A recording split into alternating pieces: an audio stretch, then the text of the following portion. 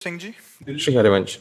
श्री हरिवंश महाराज जी श्री जी और आपकी कृपा दृष्टि से मुझे प्रतिष्ठित सरकारी संस्थान में एक दायित्वपूर्ण पद पर सेवा करने का अवसर प्राप्त हुआ है। महाराज जी वहाँ अनेक सामाजिक मुद्दों पर कार्य करने का अनुभव हो रहा है। महाराज जी ये पूछना चाह रहे हैं कि कभी कभी ऐसा धर्म संकट आ जाता है कि धर्म हित और राष्ट्र हित में से अगर किसी एक को चुनना हो तो महाराज जी किसे? राष्ट्रहित। क्योंकि जब हम समाज सेवा पे है तो हमें राष्ट्रहित चयन करना पड़ेगा। जैसे आर्मी का जवान है और उसके लिए केवल राष्ट्र धर्म है। अगर कानून के प्रतिकूल उसका पिता भी खड़ा हो तो वो गोली मार देगा।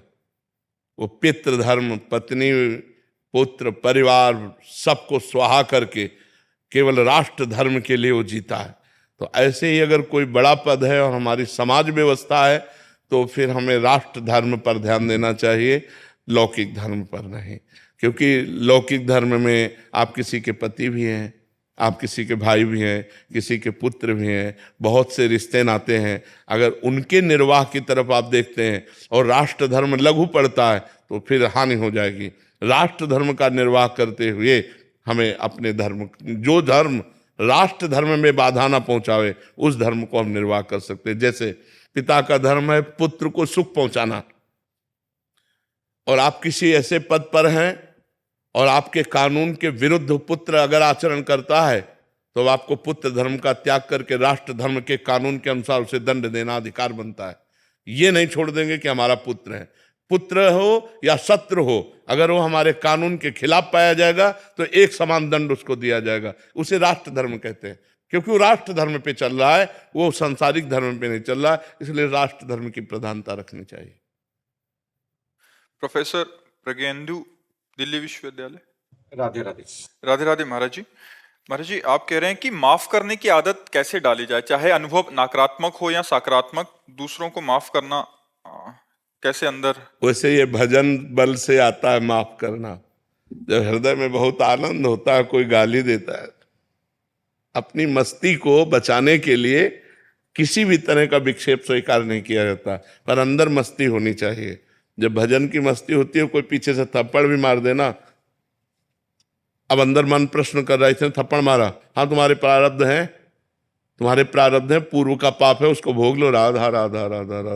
वो उधर देखता भी नहीं है, जब गाली दे, अपमान कर। देखो इस जगत की एक रीति है कि हम आपको लाखों प्रकार से सुख पहुंचावें, लेकिन जब आपका नंबर आएगा तो आप हमें दुख ही देंगे, सुख नहीं देंगे। ये रीति है। ये सैकड़ों लोगों का अनुभव, आप अनुभव करके देख लो जो हम बात कह रहे हैं, कि आप दूसरे को सैकड़ों प्रकार से सुख पहुंचाइए, लेकिन जब समय आएगा तो वो तुम्हें पीड़ा पहुंचा सकता है, सुख नहीं पहुंचाएगा। ये संसार का स्वरूप है। अगर आप गर्दन उतार के भी दे दोगे ना तो उसको भी बेचना चाहेगा कि यार बिक जाएगी क्या। ये संसार का स्वरूप ही है। तो जब तक हम अध्यात्म में नहीं चलेंगे तब तक संसार में क्षमा शब्द तो प्रयोग होना बहुत कठिन है, क्योंकि संसार ऐसा है, आप करो हित और वो आपका करेगा हित, आप करो उसके लिए सहयोग और वो आपकी कटिंग करेगा, वो आपको नीचा गिराना चाहेगा। ये संसार का स्वरूप है। तो जब तक भागवतिक भाव नहीं आएगा तब तक आप समाज को नहीं झेल सकते। क्षमा शब्द प्रयोग नहीं होगा, वहां दंडय शब्द आएगा। अहंकार जब प्रस्फुटित हो जाएगा तो ये क्षमा नहीं करेगा। क्षमा तो बहुत बड़ा बल है। क्षमा बहुत, जिसके अंदर क्षमा बल आ गया बहुत बड़ा बलवान हो गया हो, कि वो गाली दे रहा है, वो अपमान कर रहा है, लेकिन आप उसे क्षमा कर रहे हैं। ये तो संतों की बात होती है। उमा संत कहे यही बड़ाई, मंद करत जो करे भलाई। वो बुरा कर रहा है लेकिन हम तुम्हारा भला कर रहे हैं, यही साधुता है। ये भगवान के भजन से आती है। अगर भजन नहीं होगा तो नहीं हो सकती।